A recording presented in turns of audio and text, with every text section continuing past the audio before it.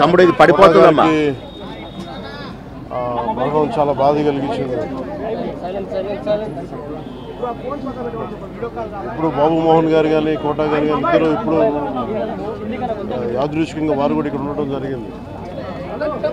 అందరికీ కూడా ఒక కుటుంబ సభ్యుడు, నాకు ఇష్టమైన వ్యక్తి, ఏదైనా అభిప్రాయం చెప్పాలంటే నిర్మోహమాటంగా చెప్పగలిగే వ్యక్తి.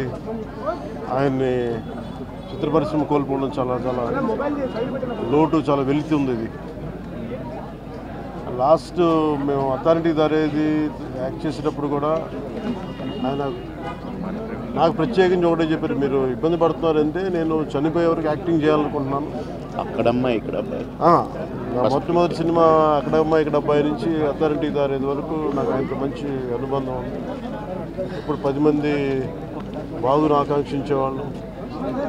ఆయన ప్రత్యేకించి నేను అడిగాను, మీరు ఇంత ఈ వయసులో ఇబ్బంది పడలేదు. లేదు, నా కష్టాలను అధిగమించడానికి నాకు నటనే నాకు మరుపిది నాకు అని చాలా ఇదిగా చెప్పారు. నాకు బాగా కదిలించేసింది. నాకు అలాంటి వ్యక్తి ఎంతమంది పరిణి చెందిన నటులు ఉన్నా కానీ ఆయన విశిష్టమైన శైలి, గొప్ప నటులు, ముఖ్యంగా బాబు మోహన్ గారు ఆయన కాంబినేషన్ మటుకు మేమందరం విపరీతంగా ఎంజాయ్ చేసేవాళ్ళం.